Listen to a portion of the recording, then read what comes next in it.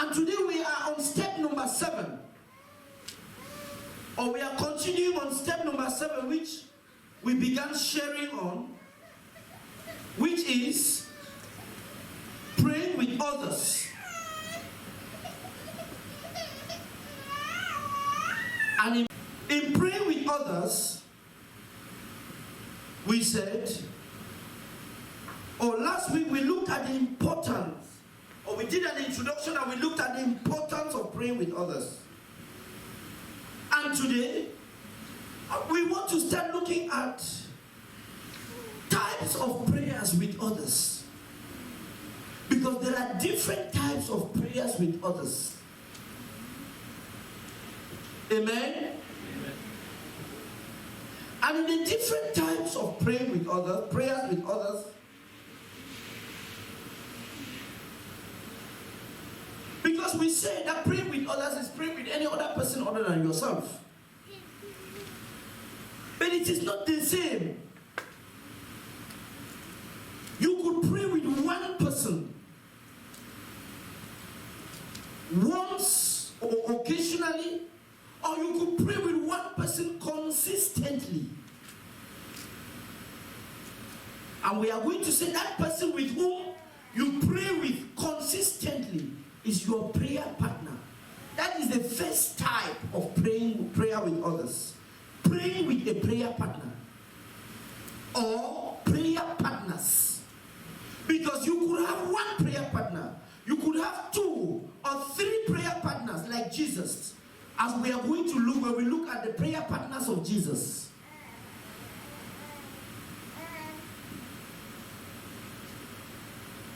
And then we will look at prayer meetings. Now the prayer meeting is not just you praying with one other person. It is when the church comes together to pray. When the members of the technical team come together to pray for 4 hours, for 6 hours, to have an all night.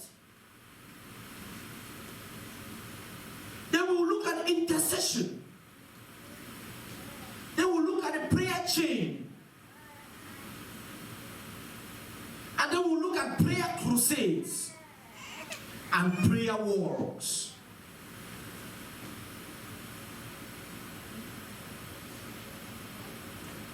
Amen? Amen?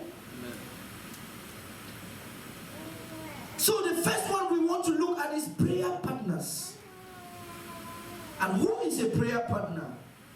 In simple words, a prayer partner or prayer partners is someone or some people or person with whom I pray consistently. If I meet you today and we pray for 30 minutes, that does not make you my prayer partner. But if we pray today and we plan to meet next Sunday to pray, and plan to meet every Sunday to pray, and we pray for 1 week, for 1 month, for 1 year, you are my prayer partner. I want us to look at Luke chapter 9. And I would like someone to read from verse 23 to 33.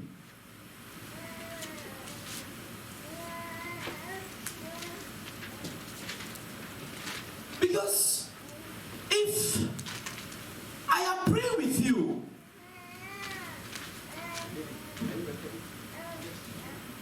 if I am praying with you, the question then is, can I just pray with anybody? Or can I pray with anybody or everybody?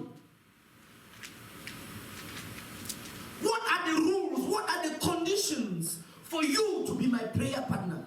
What are the conditions that your prayer partner must meet? Because the error or the tragedy that many have committed is having prayer partners who meet no condition. When you have a prayer partner who met no criteria, it is almost certainly going to end in disaster. So if you are there, read Luke chapter 9 from verse 23 to 33.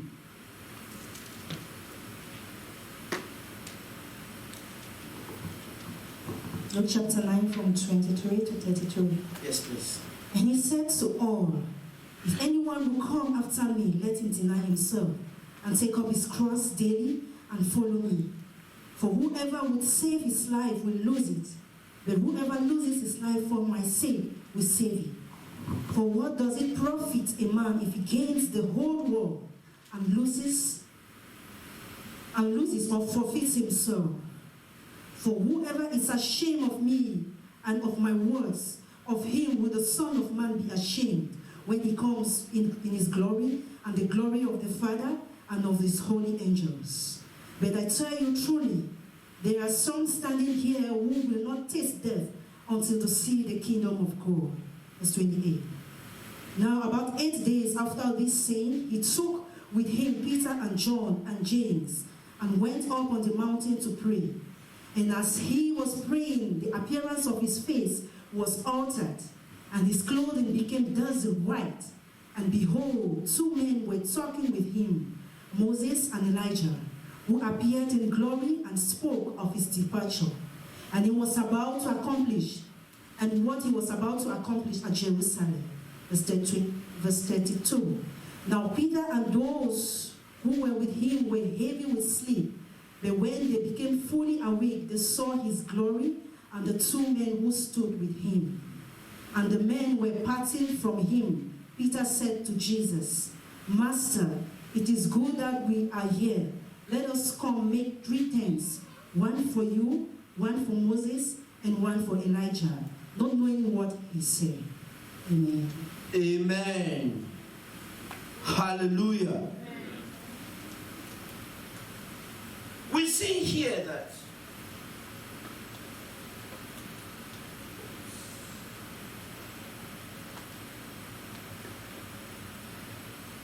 Jesus said,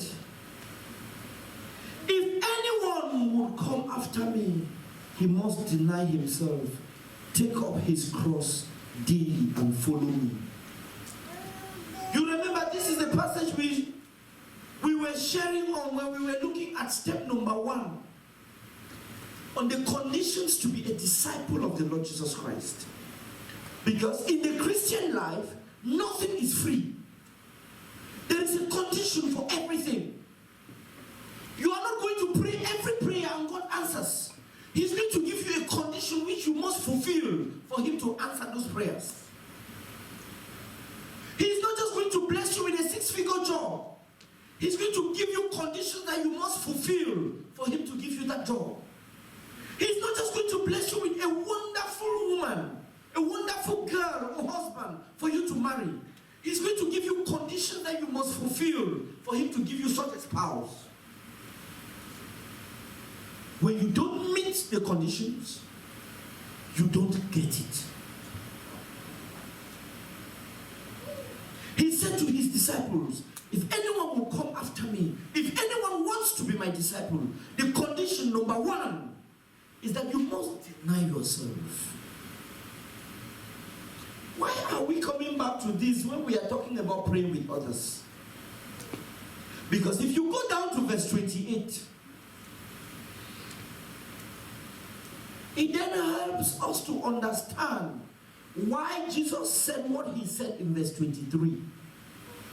Because that will then answer the question as to why was it Peter? Why was it John? Why was it James? It's a question that we have to learn the answer from the example of Jesus. Because it is the same question many are asking today. Why does the pastor only pray with brother X or sister Y? Why does brother X only pray with brother Y? Oh, nobody wants to pray with me. It's because you do not meet the conditions. The first condition he gave them was that they must deny themselves in order to qualify to pray with him. And we see that in the case of Peter, because even when Peter's mother-in-law was sick, he was not there. He was not there to take care of his mother-in-law. He was out with Jesus. And it was Jesus who came and healed his mother-in-law.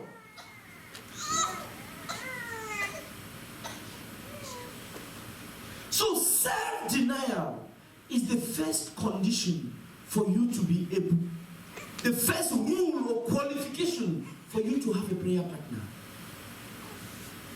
If you are the type of person, oh, you want to pray with me because you have so many problems. Every day we meet, we should only be praying for you. You will not have a prayer partner. Because there are some people like that. They always have so many problems. And they think that because they think you are spiritual, they always want you to pray for them. Or they say, no, they want to be your prayer partner. But every time it is only about them.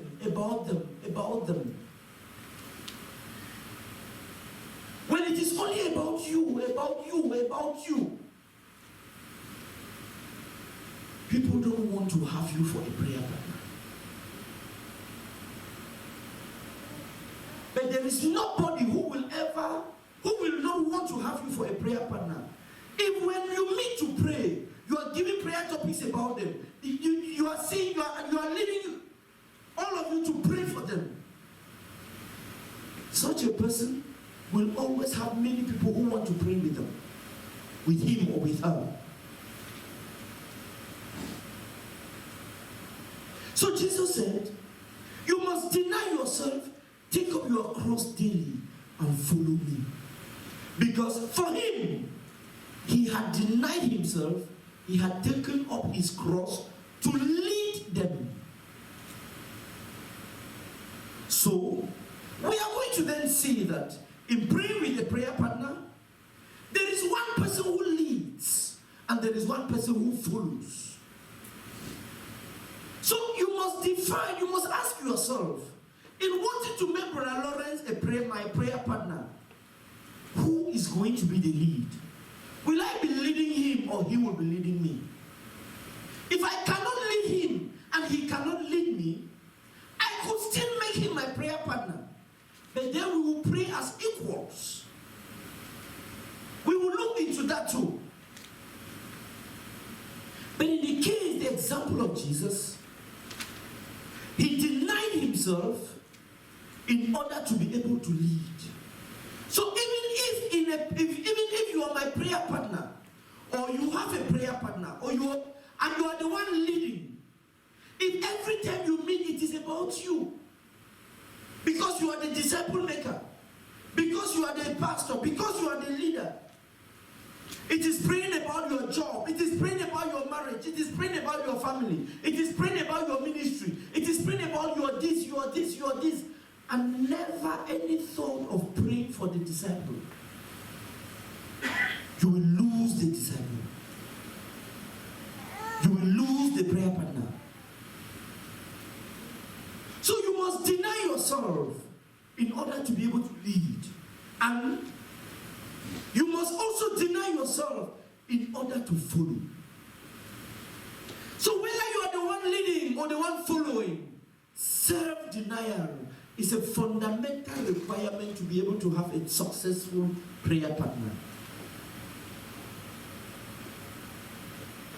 The willingness to sacrifice. The willingness to pray for the other person. If it is about you, the next time the person will tell you that, well, I'm sorry, I'm busy. The busyness, they are busy sleeping. They are fed up with you.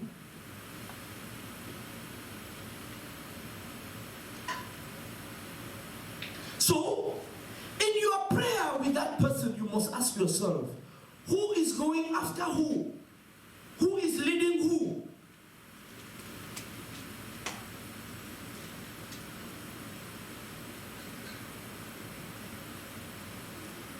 He must deny himself, take up his cross, and follow me. Who are you following? Or who is following you? For verse 24, for whoever wants to save his life will lose it. That gives us the second rule. In wanting to pray with another person, what are you looking to save? Whose life are you looking to save by praying with another person?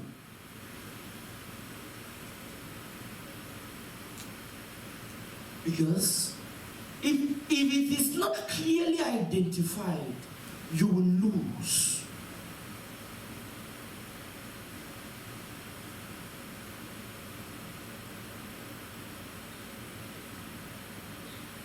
And of course, in praying with others,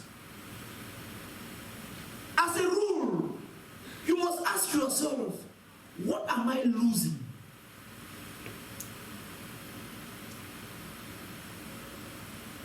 What am I losing? Because there are some people who are not ready to lose anything. If you are not ready to lose anything, you cannot have a prayer partner.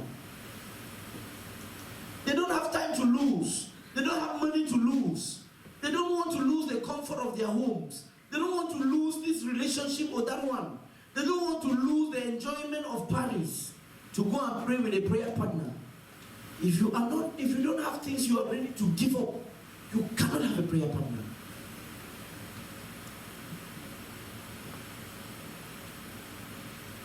If the praying must only hold at the time you want, the time that is convenient for you, it is only your schedule that is taken into consideration, you will lose your prayer partner, or you will not have a prayer partner.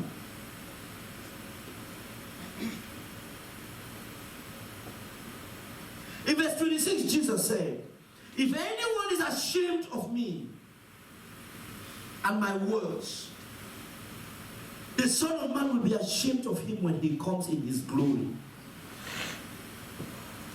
You cannot have for a prayer partner someone that you are ashamed of. You are ashamed of people to know that you pray with this person. Can you declare it publicly who your prayer partner is?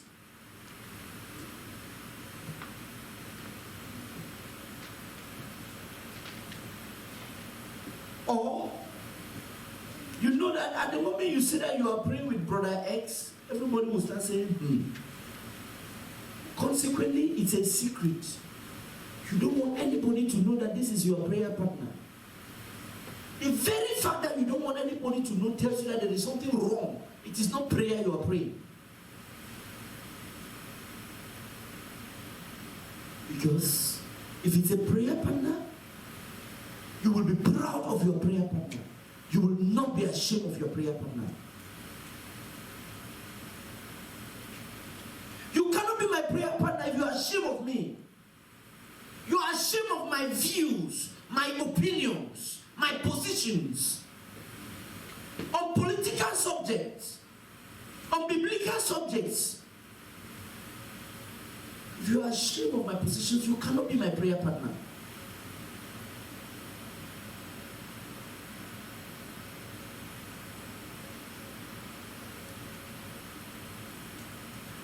If you are the type of person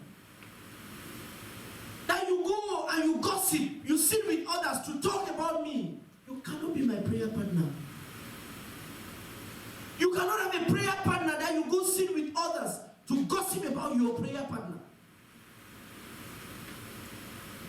You cannot even have as prayer partner someone that other people feel comfortable saying bad things or negative things to you about that person. Because gossipers know who to gossip to. They don't gossip to everybody. They know who is going to accept it, who will entertain it, who will like it, who will enjoy it, and where is a no-go area. When they know that I can easily come to Brother David and say negative things about Brother Ulrich, what is he saying? They know that David cannot pray with him. Because if he was his prayer partner, he would tell me, no, what you are saying is not true. It's a lie. Even if it is true, he will tell me you have no permission to talk about it. Why? It may be a weakness, but they are praying about it, and he believes that God will do something. And because they are praying, I have no permission to talk about it. I am not praying. I'm just trying to gossip or blackmail him or backbite him. You comfortable coming to talk to you, to say negative things, bad things. And it's okay. No, it's not okay. Because like we will see, Peter was one of the prayer partners of Jesus.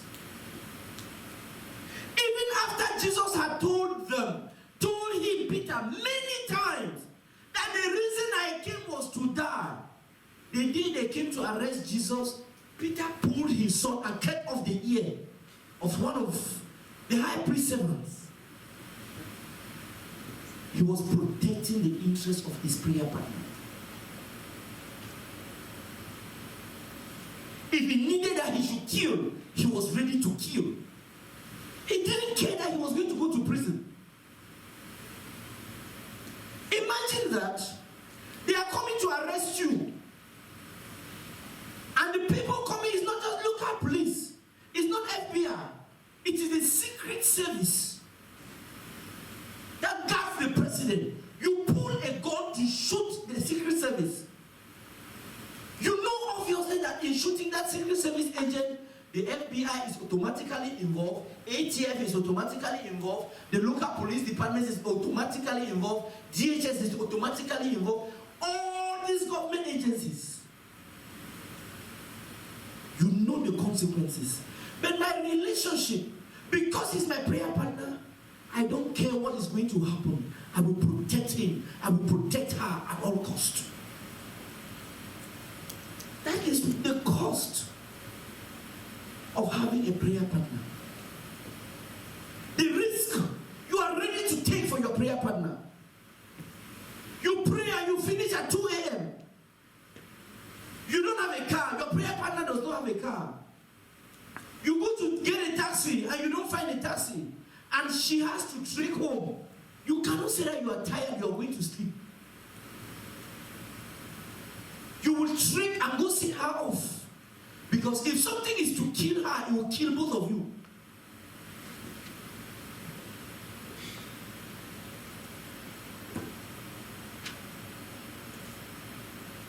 The partner watches with you and watches over you. As we are going to see,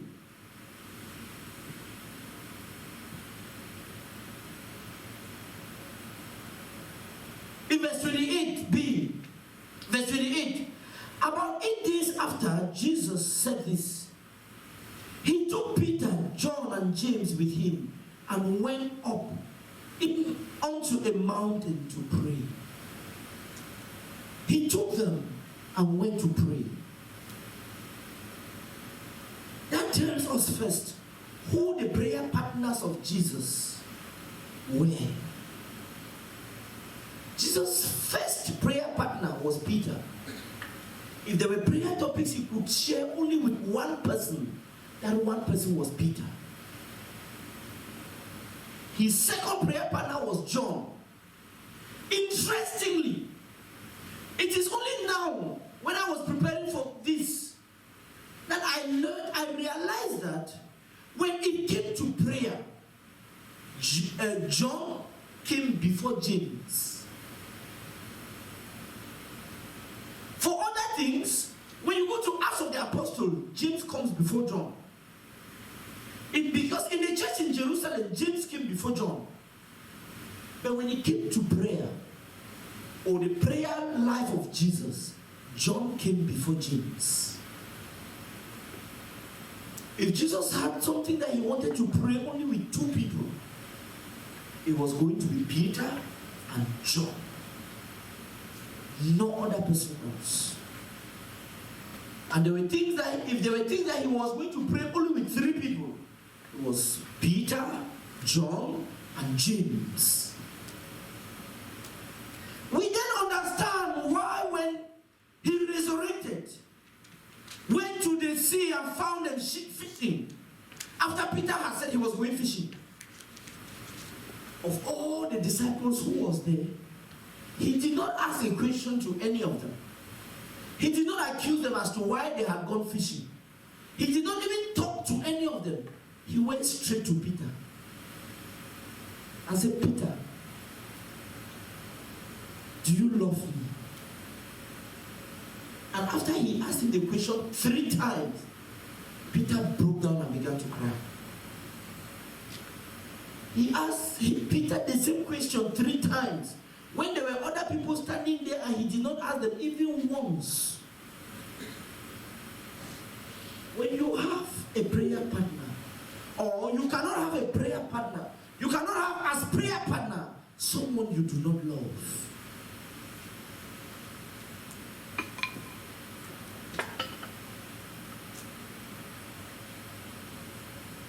So, the 9th rule of a prayer partner is that you cannot take the things that happen during your praying together and share with any other person. Because on the Mount of Olives, Jesus was transfigured. Only 3 people saw the transfiguration. And there is no record in the Bible, whether before his death, resurrection, and ascension, or even after, that you hear Peter, John, or James talk anything about the transfiguration. The things that transpire in those prayer sessions with your prayer partner are things that cannot go out of that place. Unless there is a consent or instructions for it to go. For you to take anything out of there is to destroy the prayer partner and to destroy the praying with the other person. And finally, the 10th rule of a prayer partner is that there is no tiredness when it comes to my prayer partner. No matter how tired, I might have worked a 16-hour day. At the moment my prayer partner calls, even when I may end up praying, the things that you have asked the Lord and received from Him, your prayer partner knows them. Your prayer partner knows that you have $1 million because you asked the Lord and the Lord gave you. And you prayed because you guys asked the Lord together. When the Lord gave, you thanked Him together. Every other person insults you because they see you driving an old car, they think you're a wretched man. They despise you. They talk to you anyhow. For whatever reason. What does it mean? That the prayer partner is the person you cannot hide things from. If you have someone you don't trust enough to tell them that, look, I have $5 million saved. Because you fear that from that day, they will call you to beg for money every day, every time. If you don't trust them that much, that cannot be your prayer partner.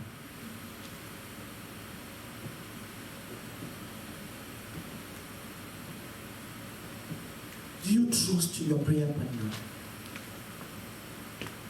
Do you trust someone enough that they can be your prayer partner? That is a desperate need in our generation. Because we are a generation of people that do such horrible things that we know. And consequently, we don't trust one another. Worse even for those of us in America, especially in the corporate world. When I got my first job, one of the first rules, in fact, even when I was in school, one of the first rules they told me, if I am on my desk, you come to ask me a question, the first thing I do is that I lock my computer before I'm having a conversation with you. If I don't want to lock the computer, I shut down everything so that you only see a blank screen. Because I don't trust you. I don't trust anybody. Mr. Carson just introduced himself. He was my colleague at Verizon. He knows it, we said it. The things I'm working on, I will not grant him access to. There are things if I have to do, he has to sit there and is watching what I am doing. Why? We have been taught that you don't trust anybody. And sadly, tragically, unfortunately, you see that even in marriages, we were talking with someone last week with a number of leaders. You want to marry someone, and the first thing you are telling us is that you don't trust. You don't trust her. How can you go to marry a girl you don't trust? How can you go to marry a boy you don't trust? What's wrong with you? How can you go to pray with somebody you don't trust? It's a waste of your time. Because like we saw, that prayer in spirimatics, you only get the multiplication factor of 10 when two of you agree. I don't trust you, so I cannot tell you the true prayer topic. How can we agree? It's a waste of time.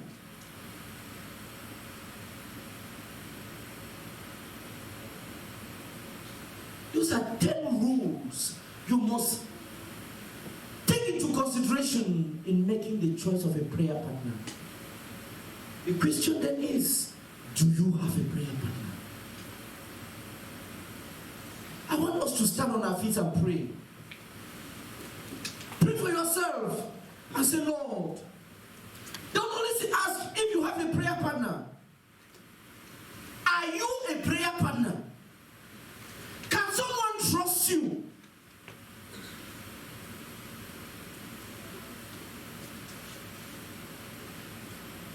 Pray for yourself that the Lord will transform you to be a worthy prayer partner, and that the Lord will bless you with a prayer partner. Let us pray together. Pray over in the name of the Lord Jesus. It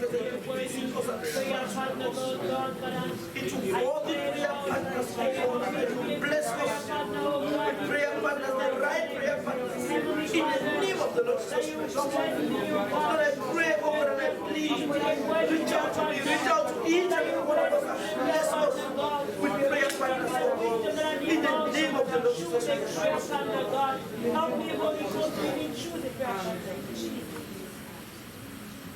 Amen. Amen.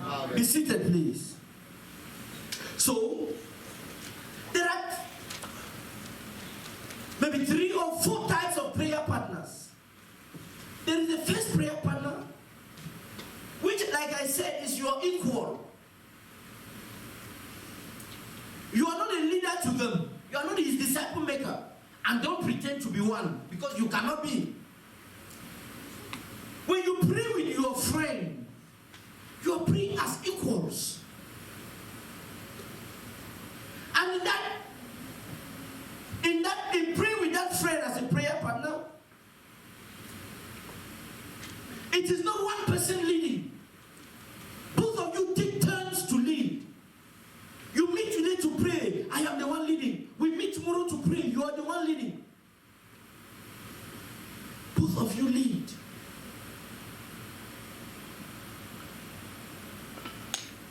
And the goal of such praying is to get things done through prayer. You two of you have the same disciple maker. You go for a discipleship meeting. The disciple maker teaches something that concerns both of you. And 2 of you decide to meet and pray. You are praying as equals. Of course, spiritual equals. You are not going to get there and then start behaving like a sub-disciple maker to the other disciple. And then you want to start teaching the disciple what the disciple maker taught. No, you are not the disciple maker. So you are praying as fellow disciples. Or you are praying with a fellow brother in the church. You are praying with a fellow sister. You are praying as equals. Then there is a prayer, the type of prayer we see Jesus praying with, or we see Peter, John, and James praying with Jesus. Not even that. That will fall maybe under the fourth category, because Jesus to them was their leader, was their disciple maker. But there is a second category of prayer partners who is just a senior person. Of course, seniority here is spiritual seniority. You could be 60 years old and she is 20 years old. If the 20-year-old is spiritually senior, that is the spiritual senior. That is the senior person. Seniority here is not physical age. It's not how long you've been in the church.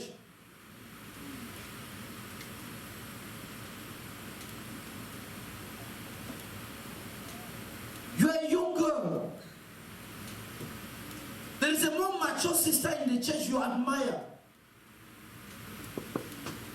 You walk up to her and ask if you can meet with her to pray.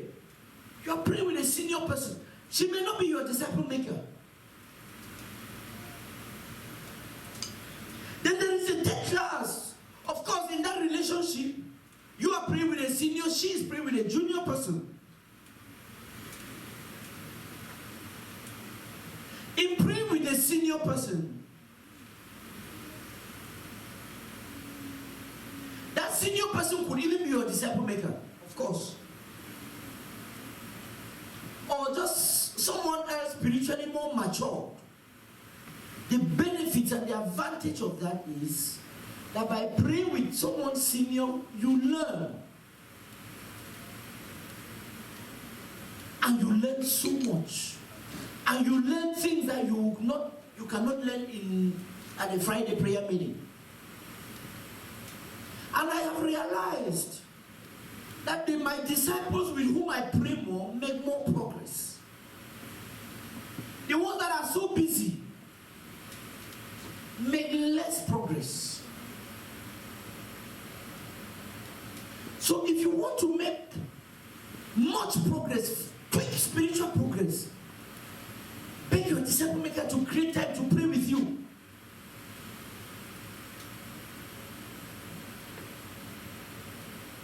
And for the disciple maker, pray with a junior person. The disciple maker is the one leading.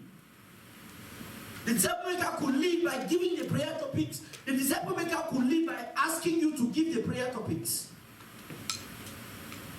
That's what I do. When I pray with my disciples, we meet today. It can be 5 hours. I'll give all the prayer topics. Tomorrow I'll give them. Then the next day I'll tell you that you will lead us to pray for this thing. Lead us to pray for your studies. You have already told me everything that is happening in your studies. I can give all the prayer topics for us to pray. But I will ask you to lead. You will give some. You may not give all. I will add. What am I doing? I am teaching you to lead another person to pray. Tomorrow when I am not there, when you have a disciple, you will be able to just do with that disciple what you did with me. Those prayer topics you gave for us to pray for your studies, for us to pray for your marriage, for us to pray for your finances, for us to pray for this, they will be the same prayer topics you will be using to pray.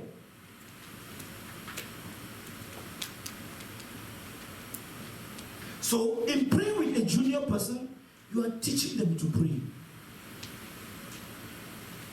That junior person could be a young convert, could be your disciple, could be your co-worker.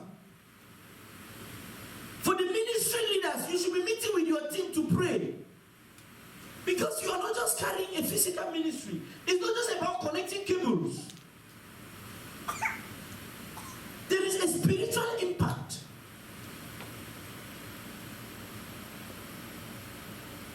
And fourth, there is praying with a leader or praying with a spiritual authority. And in praying with a leader, it is praying to support a leader.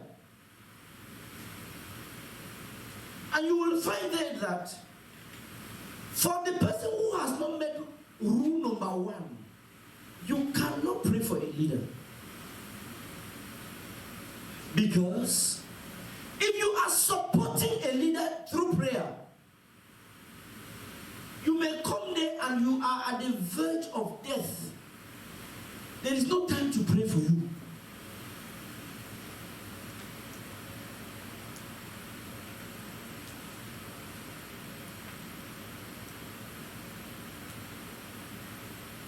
It is carrying the burdens.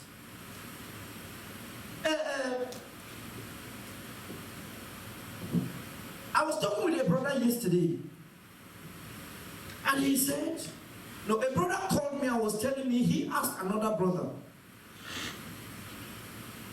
now what was your responsibility? What responsibility were you carrying in the church when you were in Cameroon?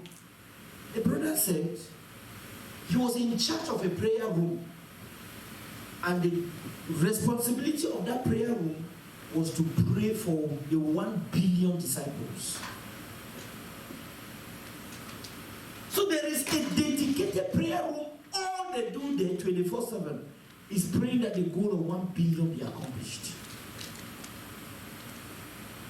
When I was in Yaoundé, I was part of the World Conquest prayer room.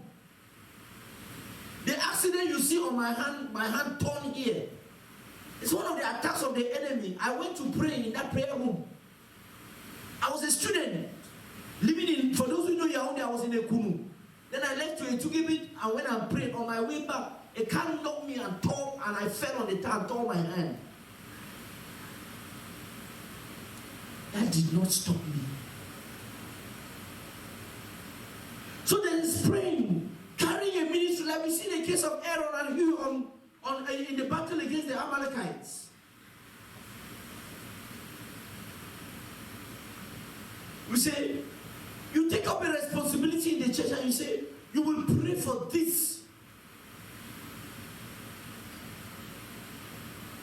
There was, for those who know, no, I don't think anybody here will know. There's a sister called Sister Annette Aladum. She said, as her own responsibility, she will fast for Brother Zach's children to succeed, so that Brother Zach should never have to think about his children, so that he will never bother or worry about his children, so that he can only focus to worry about the work. And I don't know, she put, was it 30 or 60, 40-day fast for the success of ZTF children.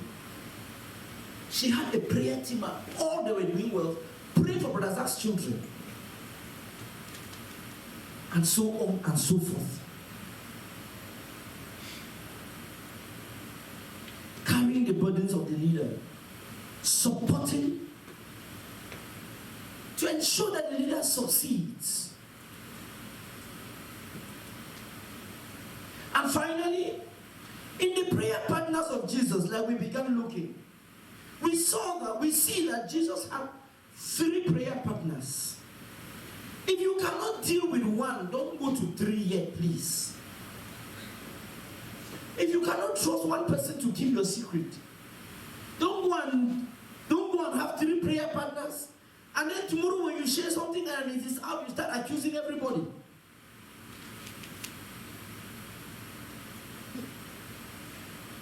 Verse 28 and 29 of Luke 9 said, about 8 days after Jesus said this, he took Peter, John, and James with him and went up onto a mountain to pray. As he was praying, the appearance of his face changed, and his clothes became as bright as a flash of lightning. He displayed his full glory to his prayer partners. Imagine if he had done this to the Pharisees. They would say, look at you. What does he want to show? Look at how he's bragging, trying to show off. Who are you trying to impress? Even when Jesus told them that before Abraham was, I am, they got angry. Say, look, are you a small boy who was born yesterday? You are saying that you know Abraham? Imagine if they saw him in his glory. It would have been more reason for them to hate him.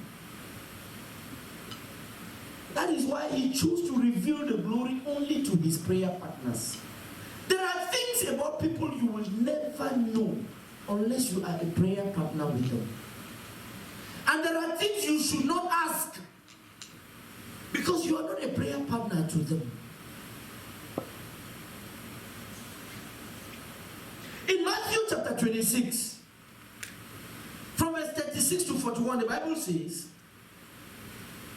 then Jesus went with his disciples to a place called Gethsemane and said to them, sit here while I go over there and pray. He took Peter and the two sons of Zebedee. Who were the two sons of Zebedee? John and James. John and James. The same people we just saw in Luke.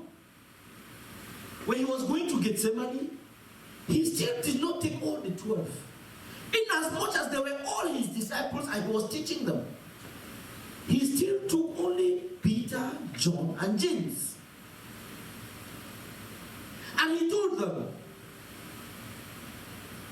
he took Peter and the two sons of Zebedee along with him, and he began to be sorrowful and troubled. Then he said to them, my soul is overwhelmed with sorrow to the point of death. Stay here and keep watch with me. Going a little further, he fell with his face to the ground and prayed, my Father, if it is possible, may this cup be taken from me. Yet not as I will, but as you will. Then he returned to his disciples and found them sleeping. Could you men not watch with me for 1 hour? He asked. His prayer partners. He is not only taking his prayer partners to go and reveal his glory.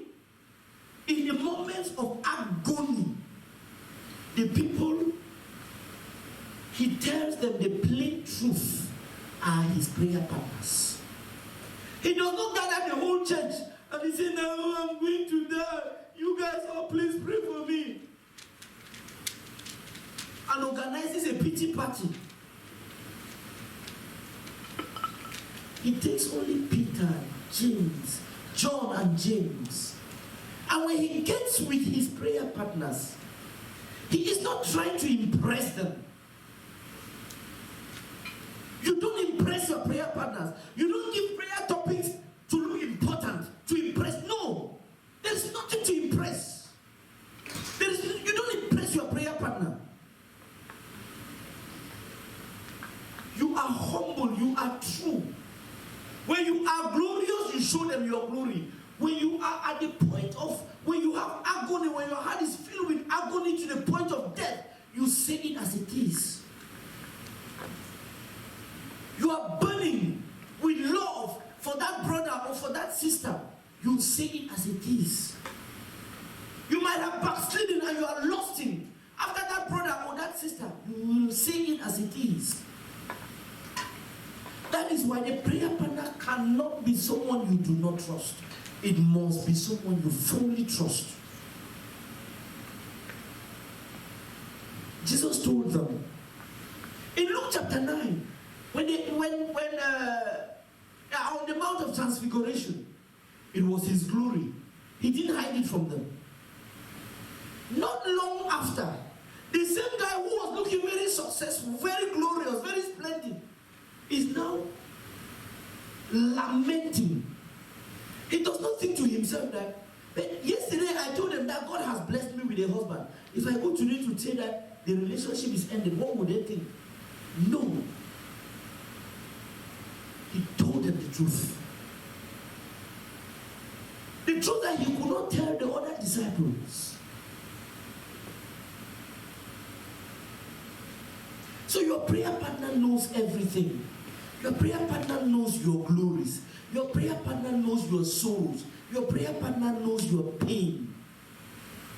And again this time, like the other time, the disciples were also tired. When he told them to pray, they were sleeping.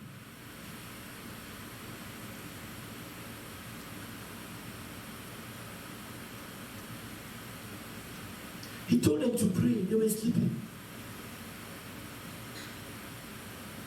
So, he told them, verse 14, then he returned to his disciples disciples and found them sleeping. What a prayer partner are you? You have the prayer topics of your prayer partner. You take them and you go and you are sleeping. You could be the one who would have saved his life if only you prayed.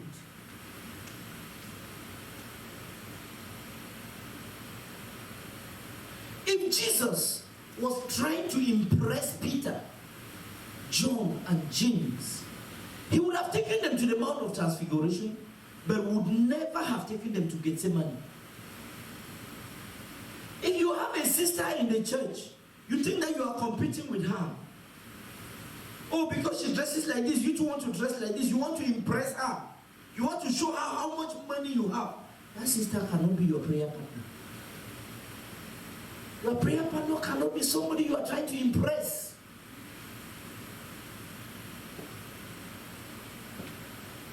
And not only your prayer partner, in the church, you should not, it is sinful for you to try to impress someone. I was talking with some brethren and I told them, I never seek to impress you. In everything I do, I'm not seeking to impress you. I know that there is nothing you can do that will impress me. There's no amount of money you can make that will impress me. If you tell me today you are making $1 million, sorry, I'm not impressed.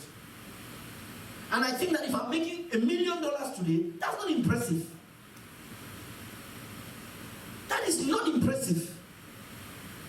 When you hear that there are people who are making 10 billion in one day, and you think that 1 million is impressive? No, it's not. Humble yourself and pray.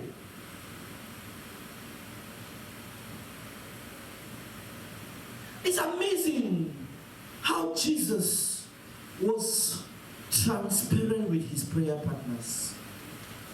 That is a fundamental prerequisite for you to have an efficient prayer partner. Must be someone you are completely open to.